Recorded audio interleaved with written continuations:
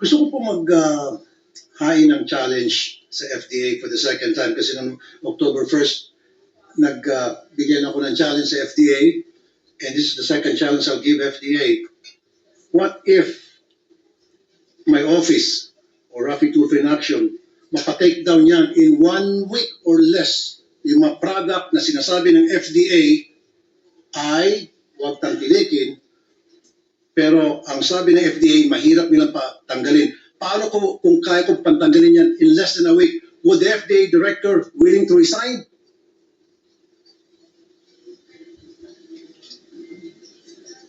Or Director General? Well, wala po dito si Director General. How about if I'll tell the Secretary? Will you tell your Director General of the FDA kung mapatake down ko mga yun na pinakita ko in 1 week? Will you ask him to resign? Challenge taken. Secretary Kasi said yes. lumitaw na inutil po yung Director General. Kaya nga po paulit-ulit napapalitan po yung mga Director General ng FDA. In fact, I was one of the reason many years ago na napatanggal ko ang isang FDA Director dahil for this same problem, Mr. President, because of the corruption.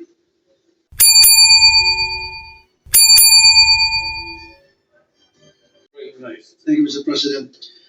Mr. President, if it's okay, and with the permission, if you will allow, from the good senator from Taguig and Pateros, that I would request for a suspension of rules so that I can direct my questions to the FDA director directly.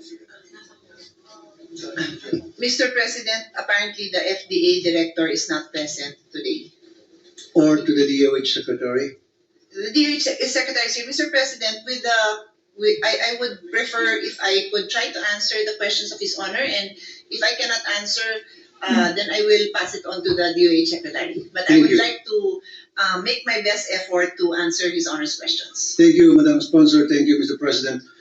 Now, if you will allow me, Mr. President, to show a video and some slides.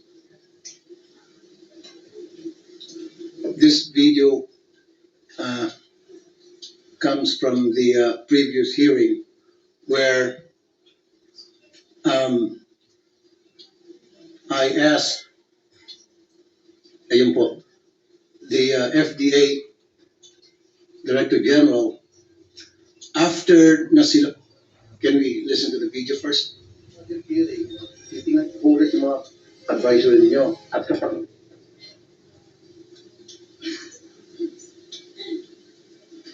wala sila.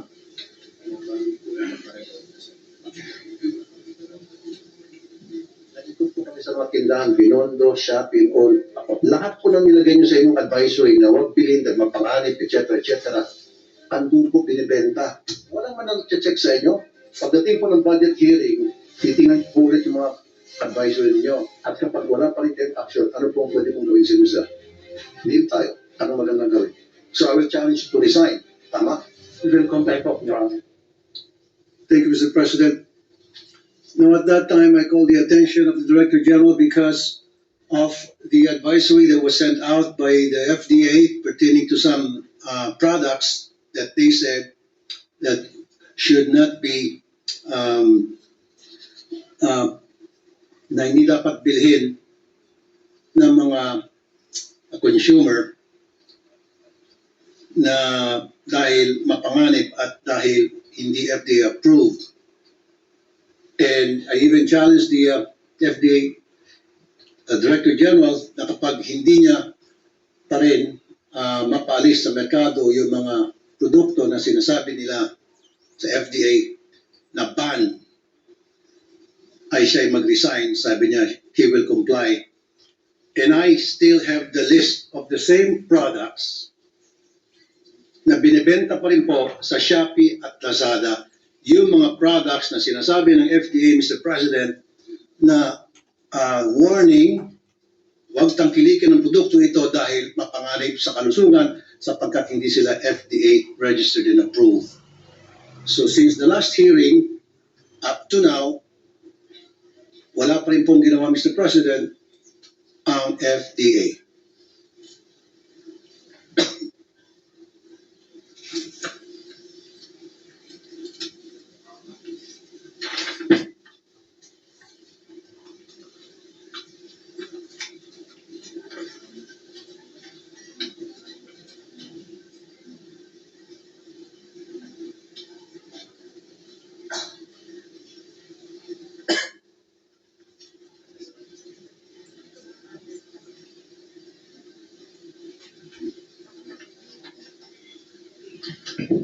Mr. President, I asked, well, the DOH, the one replying is the FDA, the deputy, no?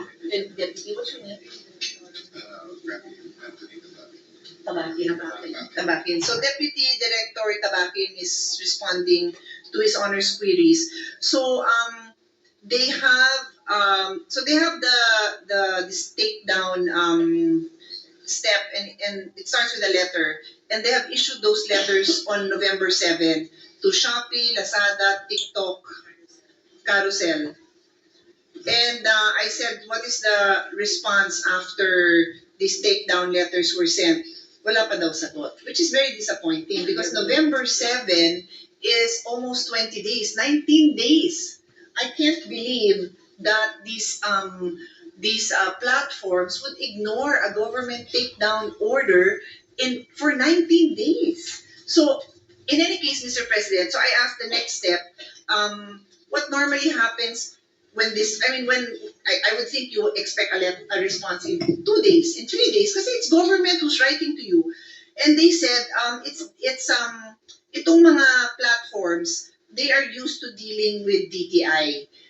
So FDA has already informed DTI of this step that they have taken, and they really want to work with DTI because I know from our own experience with itong mga bawal na mga vapes, yung gumagamit ng mga cartoons, bawal yan under our law, DTI immediately issues the takedown, sumusunod. So, apparently may takot sila sa DTI, pero sa FDA, wala silang takot. Yes, but yun na, they are now coordinating with DTI. Pero sayang, kasi we just took up the budget of DTI. Sana natanong natin si DTI kung ano kayang status nito. Or tawagan natin. Tawagan nyo, kasi may contact na tayo dyan when we complain about this. But I can give His Honor a response because it's very disappointing to hear that it's still up there. That's right. Thank you for that answer, Madam Sponsor, Mr. President. So that means kung hindi po mag-respond ang Shopee doon sa letter ng FDA, so tuloy-tuloy pa rin po yung pagbebenta ng mga produkto na sinasabi ng FDA ay dangerous sa kalusugan ng mga consumer. Tuloy-tuloy, Mr. President, that is a correct observation. And not just Shopee, itong Lazada, TikTok, and Carousel. I cannot tolerate it because it is posing a clear and present danger every day that it stays up there. So I'm very disappointed to hear that they're not responding, not even corresponding with FDA on this takedown letter that they sent. Pero Madam Sponsor, Mr. President, I'm not going to blame Shopee.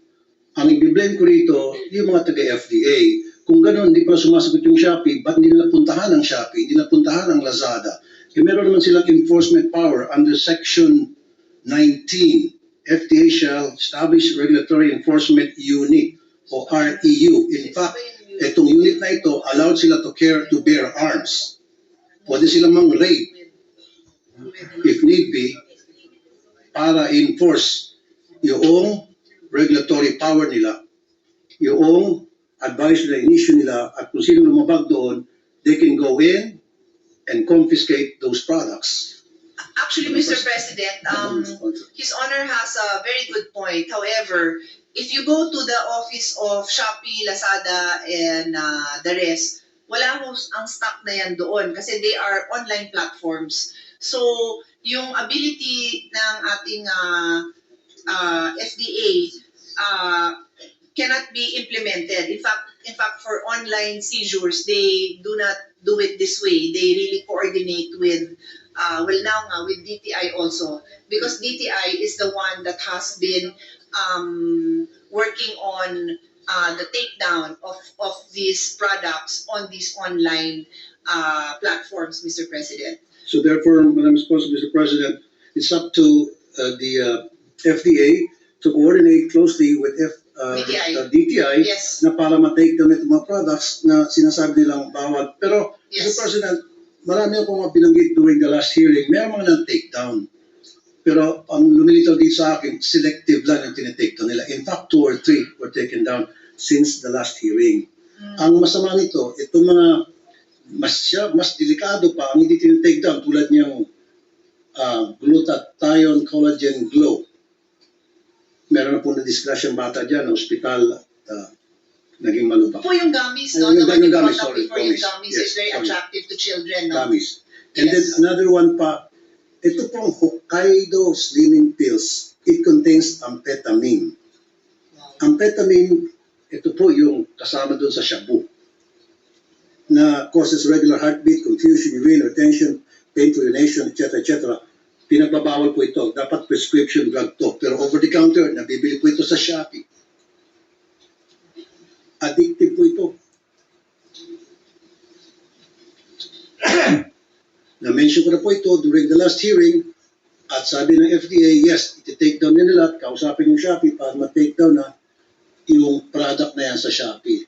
Pero hanggang ngayon, every single day, maraming bumibili po nito, Mr. President, at who knows kung ano nangyari doon sa mga bumibili nito, Mr. President. Ito po, President. Hokkaido Slimming Pills.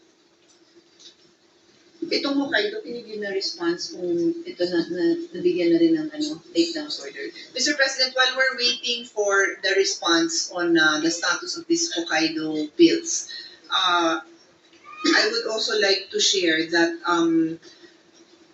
I had wanted to ask, normally what DTI would tell us when we bring up these kind of instances to them, and again, as I said, these are usually in the cases of itong mga bawal na vapes.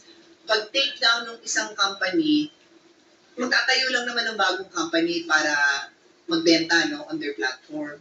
But you know, Mr. President, in the time now that there is AI, it is so easy. Para nga sa staff natin, isang click lang yun, makikita mo kung sino nagbebenta. With AI, it's so easy to alert the platform that these products that were already deemed not fit for human consumption should immediately be banned from their platform. Hindi na kailangan na mag-antay pa sila ng takedown. Napaka immoral na. No? Hindi lang illegal, immoral na yung ginagawa nila because yun na. And I don't even think it needs any sophisticated AI. It's so easy to detect what are those products that have already been flagged. It should not be there. So I'm with His Honor on this one. His Honor can rest assured na itong mga products that he has brought to our attention, isasama ko po ito sa kasama ng listahan ko ng mga vapes na ipa-follow up natin ang sunod-sunod para kung kailangan araw-araw ma-remind na wala yan sa mga platform, gagawin po natin yan. But do I have an answer regarding Hokkaido?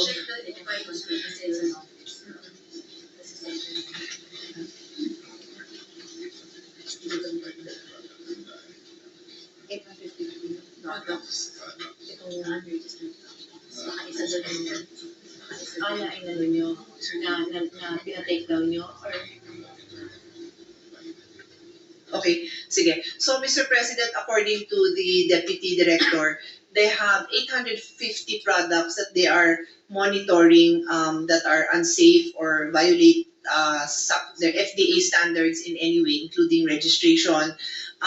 So they're checking now if Hokkaido is included in that list and will give us the status of what they've done about it. Thank you, Mr. President. Yung hearing po, na nakita niyo sa video, I think it was conducted on October 1. Pero sabi po kanina ng FDA, Mr. President, November 7 lang nagpadala ng letter sa online. So it took them more than a month to just send a letter to different online platforms. This is after the hearing, no, Mr. President. Yeah, the hearing that is happened his honor's reference, right? October 1. Yeah, so Yeah, nag-hearing tayo na October 1. And then Anong ginawa niyo since after then? 1 month pa lang pinadala yung sulat. So, napakabagal, Mr. President. And every single day, tinatangkilik na maraming Pilipino ang mga produktong sinasabi ng FDA huwag tangkilikin dahil mapanganib sa inyong kalusugan.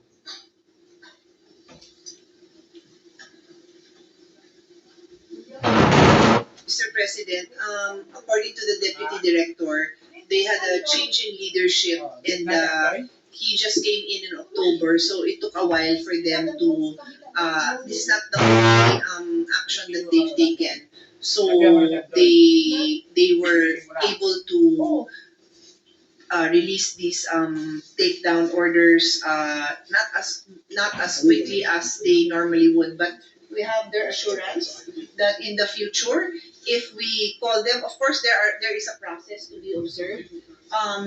Pagka ganito ba na just to help the public understand, no, itong Hokkaido slimming pills, as early as 2014, there was already a notice from FDA, notice to the public health warning against the use of banned or unregistered slimming or anti-obesity products sold in outlets or offered online. At kasama dito po si Hokkaido, may picture pa nga siya 2014 pa lang. So that notice is there. So if you would see that the product is available online, wala na kayong gagawin. You just have to verify that this is the same product that you issued a notice for. Tanggal na kaagad, di ba? Within the day. 2014. 2014 So pa, sir. more than 10 years na, hanggang ngayon, pa rin Yeah, yung na pinakita take yung down. product, pink, no? Wow. Yung pink. Pakita natin kay, we can ask the page to show Senator Tulfo itong picture to be sure it's the same. 11 years. It looks the same.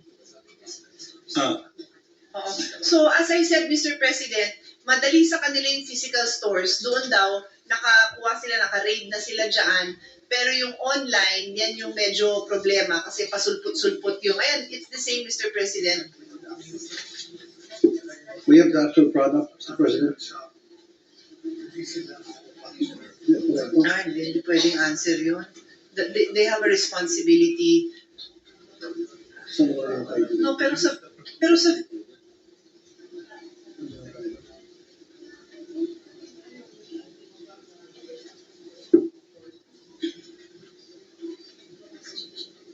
Ito yung gamit yung Hokkaido.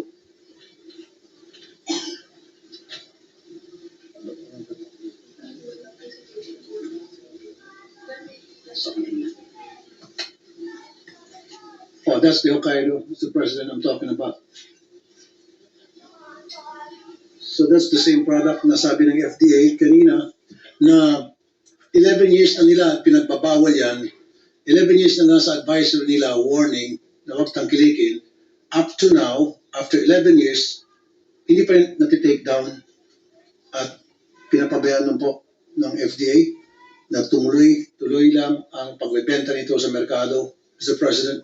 So, for me, tama lang talaga yung sabi ng ARTA na ang the most complaint agency in the Philippines is FDA.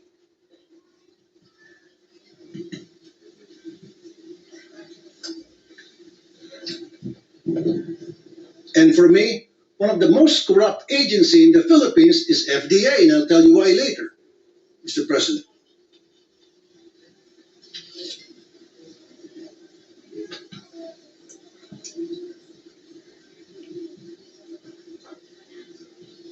Ayan po, nangunguna sa most complaint agencies according to ARTA.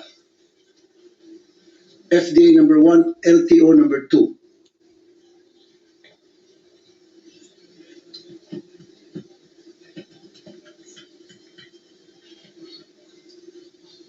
And a good example, Mr. President. Yeah.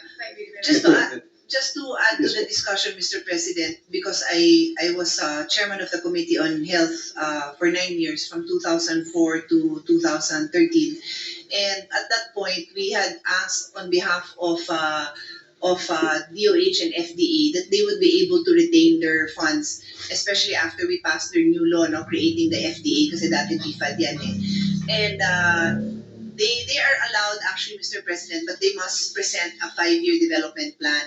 So when I inquired during the hearing for this year's budget, itong 5-year development plan, kasi nga may new leadership this year, they are in the process of finalizing that, and that would allow them access to more funds to be able to implement their mandate more efficiently, Mr. President. So I believe that they have recognized their shortcomings in terms of all these backlogs, their delayed responses, and they're assuring us, Mr. President, that they are addressing this and that the submission of this development plan will also help them improve their services, Mr. President. Thank you for that answer, Madam Sponsor. So, ano po yung game plan ng FDA para once and for all magawa nila yung trabaho nila, yung mandato nila para yung sinabi nilang huwag tangkilikin because they issued an advisory ay may isa katuparan nila nang sa gayon magiging safe na ang public from consuming products that are not fit for human consumption, Mr. President.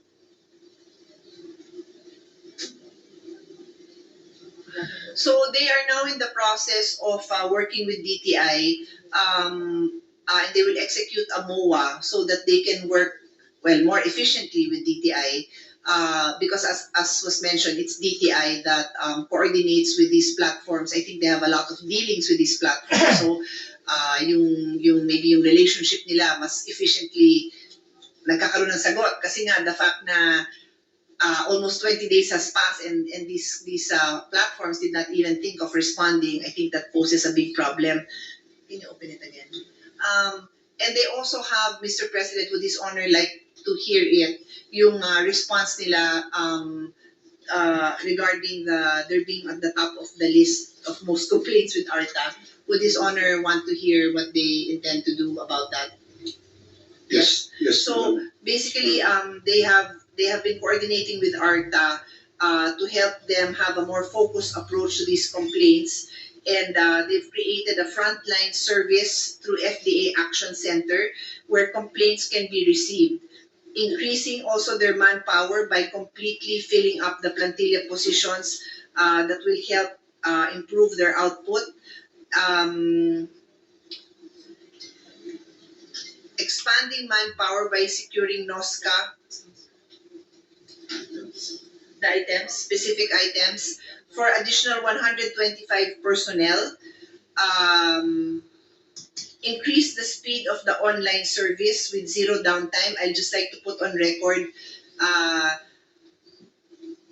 for the past 2 decades, me and my brothers have businesses that sometimes require FDA clearance. At yung kapatid ko naiiyak na dahil pag weekend, off yung online, Mr. President. Off yung website. Sabi niya, ate, paano saan ka nakakita ng online na off? Online na nga yan, off pa. You cannot even, so if you're working, and a lot of entrepreneurs work 24/7, you will send some requirements online, off siya pag hindi office hours. Ang sinagot sa amin doon, they are under maintenance, pero sabi nung kapatid ko, ilang buwan ng under maintenance kasi ilang buwan ng hindi accessible yon pag hindi 9 to 5. So, nakakaiyak naman talaga. Just to share na I have information also on this. Ano pang idadagdag ko doon? According to them, Mr. President, doon sa 599 complaints, 570 have already been acted upon and are now marked as closed in the ARTA database. The remaining 29 are still undergoing assessment and review for proper classification if within ARTA's jurisdiction or not. So sige, but kahit naman outside of ARTA's jurisdiction, my comment lang naman is, as a government office, you still have to respond to that and still have to resolve the issue on hand, diba? It may not be covered by the specific days that ARTA requires, but it still has to be resolved. Thank you, Madam Sponsor, Mr. President. Gusto ko po hain ng challenge sa FDA for the second time kasi noong October 1st, nagbigyan ako ng challenge sa FDA, and this is the second challenge I'll give FDA. What if my office or Rafi Tulfo in Action mapatake down yan in 1 week or less yung mga product na sinasabi ng FDA ay huwag tangkilikin, pero ang sabi ng FDA mahirap nilang patanggalin. Paano kung kaya kong pantanggalin yan in less than a week? would the FDA director willing to resign?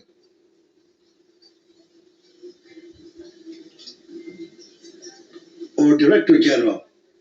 Well, wala po dito si Director General. How about if I'll tell the secretary? Will you tell your director general of the FDA kung mapatake down ko mga yon na pinakita ko in 1 week? Will you ask him to resign? Challenge taken. Secretary said Kasi yes. lumilitaw na inutil po yung Director General. Kaya nga po paulit-ulit napapalitan po yung mga Director General ng FDA. In fact, I was one of the reason many years ago na napatanggal ko ang isang FDA Director dahil for this same problem, Mr. President, because of the corruption, rampant corruption dyan po sa nangyari sa FDA. Mr. President, so with the Secretary, would agree with me na kapag napatake down ko po yan, na sila hindi lang kayo patake down for 11 years, kung mapatake down ko yan in 1 week, can the Secretary ask the FDA Director General to resign? Dahil inutil siya. Sumagot na po ng yes si Yes. Secretary, Mr. Thank President. you. Thank you very much. Thank you. Sobrang thank you. Okay. Now, May question po ako, kasama po yung holiday. Kasi November 30. Mabuti ng maayos kasi baka ako mag-mediate okay, dito. less holiday, less po ng holiday. Wala working days lang. Okay. Eh, Pasay Day. Kasi tayo holiday Pasay Day, sila hindi. Papatawa lang po ako. Thank you, Mr. President. Basta working days na naman, kasi yung shopping hindi naman sa Pasay, Mr. President. Tsaka yung FDA nasa Alabang. Nasa Alabang po, Mr. President. Okay, thank you, Madam Sponsor. Thank you, Mr. President, for that. I have a few more questions.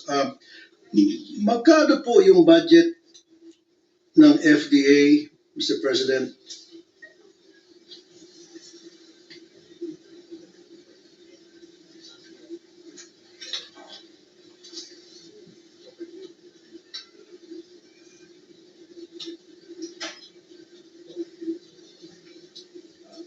So the total appropriation, Mr. President, is 1.137 billion. Okay. Thank you, Madam Sponsor. Pwede mong makakuha ng breakdown kasi ang pagkakaintindi ko, 600 something million budget from the government and then 500 million yung galing sa revenue na kita nila. So that will be 1.1 something billion altogether. That is correct, Mr. President. So there's a new appropriation of 620,626,000, and then automatic appropriation is 517,032,000 pesos, Mr. President. So the total is 1.1. Excuse me, 1.137 billion, Mr. President. Thank you, Madam Sponsor. Mr. President, dalawa ng issue sa FDA, Mr. President. Gaano po katagal ang processing ng CPR or Certificate of Product Registration? Meron ba tayong standard na sinusunod as to the length of the processing period? Kasi ayon sa ARTA, it should be 20 days, it could be 30 days, or a little more. The reason why I ask that, Mr. President, dahil marami pong mga nagsusumbong na sa akin na yung kanilang mga CPR umabot na ng 3 taon, 5 taon hanggang sa they just give up dahil hindi napoprocess yung kanilang CPR. Pero kapag yung mga multinational pharmaceutical companies nag-apply, in less than a month, na-aprobahan, Mr. President. Hindi, kasi yung regulated, yung mga medicines, drugs. At kapag naglagay yung mga maliit na pharmaceutical company by the millions of pesos, saka sila na-aprobahan, Mr. President. Mr. President, I can give you the number of days that they are, well, it says here average processing time, so I don't know if this is accurate, but I'll just read it and then I will Yes, ask thank you. FDA to confirm because what His Honor says is also information that I have received na buti pa kamo kung umaabot lang ng buwan, di ba? Umaabot talaga ng taon. So, but, okay, the official answer is for cosmetics, the CPR working days is 17. For toys and childcare articles, it's 12. For household urban pesticide, pag initial, it is 86 days. So that is almost 3 months. Pag renewal, mas mabilis. I guess kasi very, ano ba to, it's a hazardous product, no? Kasi pesticides. And then household urban hazardous substances, 85 days din ang initial, so that's around 3 months. And then for those that fall under the Center for Drug Regulation and Research, mga gamot natin, no? It is, for initial, it is 463 working days. So that would really be around 2 years. Well, that's the answer. Around 2 years. That includes the over-the-counter Is there a difference? drugs. It's still a drug, but by practice, is it faster? Yung mga over the counter. So anytime that it's a new product, Mr. President, regardless if it is over the counter or a prescription drug, it takes this time. I just like to add something to the discussion because I also want to hear the answer, and it will maybe help us understand, not necessarily accept the time it takes, but to understand. A few years ago, after we passed the FDA law, it was explained to me that the process that is being followed it's actually a review of documents. So, for example, a product is registered, let's say, in a regulatory agency that is first class. I don't know what you call them. First, like a mature. There you go. A mature regulatory agency.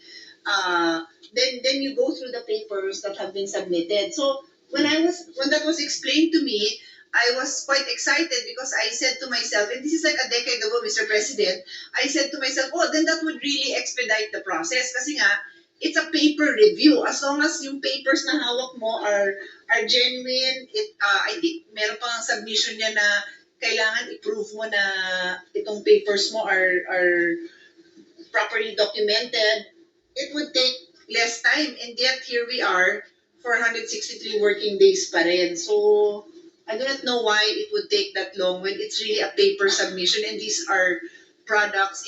I think it's quite rare, Mr. President, that the products are being registered in the Philippines for the very first time. They either would have been registered in the US, maybe in other Asian countries. Ang problem daw nila is lack of manpower. And the answer there is they cannot hire more if you do not submit your 5-year development plan, which narinig ko na a decade ago. Correct. Tandaan na ako ng 10 decades, na 10 decades, ng 1 decade, naririnig ko pa rin yon. Correct. Sana hindi rin kayo magpaabot ng 1 decade bago natin mahanap yung solusyon na ito. Tama kay Madam Sponsor. Nag-promise ang FDA, that was back in May, sinulat yan sa Philippine Inquirer, and then Manila Bulletin and ABS-CBN, na nag-promise ang FDA that to cut by half approval time for new products. When is that? I just can't see the date. Is that this year? It was May 5, When 2025. the new director took over, Mr. Yes. President, yan yun. They promised it, pero Mr. President, marami pa rin mga complaints na kadating sa akin na 5 years hindi pa rin po na-aprobahan yung over-the-counter nila ng mga application for CPR, over-the-counter medicine for CPR. And also, Mr. President, napansin din ng mga nag-complain sa akin, pag mga multinational companies ang nag-a-apply, napakabilis ang approval ng CPR, Mr. President. Pero pag maliit na permissible companies, ang tagal, ang bagal, at kailangan mag-braswan pa. And if necessary, kailangan magkaroon pa ng lagayan, Mr. President. In fact, I'll tell you a story, Mr. President, Madam Sponsor. Merong isang FDA, mataas na official, kailangan mabigyan pa ng 20 babae at 10 milyong piso bago makaprubahan yung isang produkto. At ang masaklap pa niyan, nabigyan na nga, hindi pa rin nag-deliver doon sa promise na aprubahan po yung produktong napipending ng FDA, Mr. President. And another example, Mr. President, Madam Sponsor, in 2015, merong isang insect killer registered sa FDA. Makabago siya kasi water-based He entered into the market 2015. It went smoothly. And then, pagdating ng 2021, this product was making 100 million pesos. All of a sudden, hindi na nirenew ang kanilang CPR. Pumasok ang Baygon. Ginaya ng Baygon yung ingredients nila, which is water-based. And now, Baygon has it. Pinatay nila itong strike insect killer para pagbigyan na wag bumaba ang sales ng Baygon dahil kinakain na ng strike ang kita ng Baygon. Mr. President, marami pong ganitong senaryo na pinapatay ang mga produkto na gawa ng mga maliliit na pharmaceutical companies just because sila po ay nakakapitas ng revenue sa mga malalaking products ng multinational companies because they're cheaper. And this is a good example, this strike insect killer. And it happens on a regular basis, Mr. President. Pag yung malalaking pharmaceutical companies na apply ng CPR, mabilis ang approval, boom. Pero pag yung maliliit, napakatagal. At there are times na naaprubahan at magandang takbo ng produktong yun, nakita ng mga multinational companies, mukhang tinatalo na kami nito, mas mura pa sa amin, pinapatay po ng FDA. Yun po sinasabi ng korupsyon. And that happens on a regular basis, Mr. President.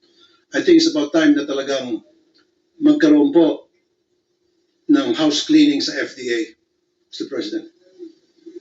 Mr. President, I'm very bothered by what His Honor says, but I believe that mukhang totoo yung mga yan kasi nangyayari po yan worldwide. It's not acceptable, but well documented kasi yung mga ganyang kwento in the books that I read, no? So that's why I'm not surprised at all. Yun lang, walang nagpa-publish ng librong ganyan dito sa atin. Baka kayo po pwede mag-publish kasi ganyan-ganyan din yung mga kwento, Thank Mr. you. President. That's why I believe you. Baka in our own little way, what we can do together is pag may narinig kayong report na gano'n, I would be happy to assist and tawagan natin, monitor natin, di ba? Para kung kasi mukha talagang may gumagawa ng kalokohan, kung kaya natin ma-prevent na mangyari yun dahil natitrace natin na o ganitong araw binigay, hindi pa rin lumalabas, o ganitong araw hinarang, ano yung basis, I would be it would be an honor, Mr. President, for me to help follow up on these cases. Kasi I'm also an entrepreneur and I feel so bad that these hardworking owners of these small companies nagagamit pa ang gobyerno para yung kanilang maayos na negosyo sirain at ang ibang nakikinabang. Hindi ho tama yan. And now that you've told me about it, I would like to be part of the solution, Mr. President. Thank you, Madam Sponsor. Thank you, Mr. President. Now let's move on sa DOH.